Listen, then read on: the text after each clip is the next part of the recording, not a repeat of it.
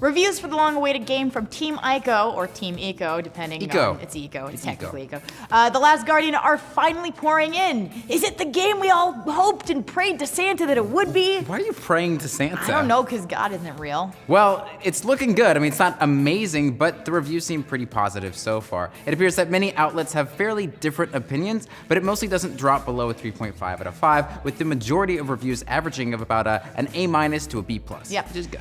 Game Informer gives it an 8 out of 10, saying The Last Guardian forges a connection between the player and Trico unlike anything else in gaming. You need to experience despite its problems in other areas. So which problem is Game Informer talking about? Well, for a game built on the sole idea of giving commands to a giant monster, the mechanics of controlling Trico are woefully inconsistent. You might tell Trico to jump to a ledge 3 times, only to have it stare at you or walk off in the opposite direction, and then oblige on your 4th try. This is like me and Brandon. It's like me trying to get Brandon to do shit. I'm not a dog. You are. I'm a cool cat bird thing. This is mentioned pretty consistently across the board as well. GameSpot gives it a 9 out of 10 and says, it isn't clear whether or not The Last Guardian means to be frustrating at times, if it's a concerted effort to test your patience for a lovable yet stubborn creature. Earlier this year, in an interview with Eurogamer, Ueda, who's the director of the game, said, Trico's AI was one of the biggest challenges for us.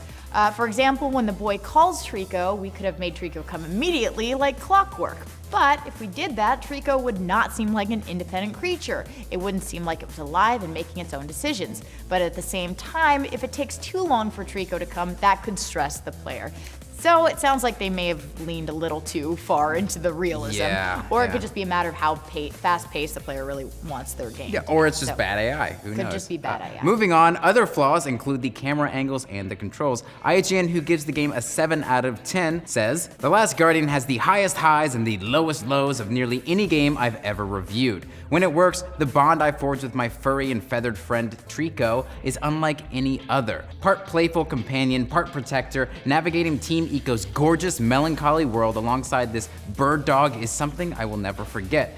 But between those moments, The Last Guardian is a mess of wonky controls, a poor camera, and some annoyingly finicky puzzles. Destructoid, who gives the game an 8.5 out of 10, says, if you haven't grown up with old school 3D platformers, prepare to fight the controls a little bit.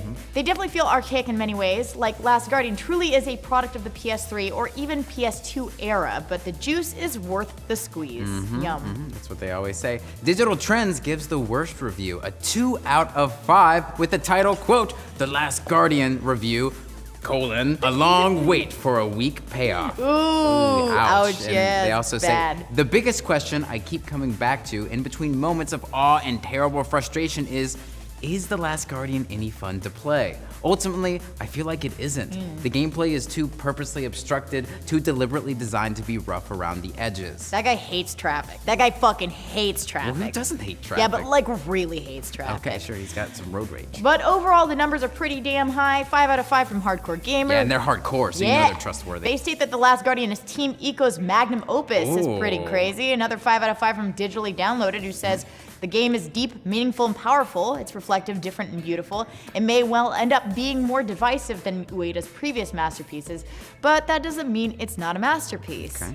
Games Radar gives it a 4.5, stating The Last Guardian is a fulfilling and emotional adventure, and while frame rate problems must deny it the full 5 stars, but there is nothing else like Trico in games. All of these reviews end up totaling out to an 83 on Metacritic. Yeah, that's really Not good. too bad. Well, what do you guys think? I mean, are you excited about this? Oh my God, are you kidding me? Yeah. Like, I was kind of like, oh, you know, Yeah.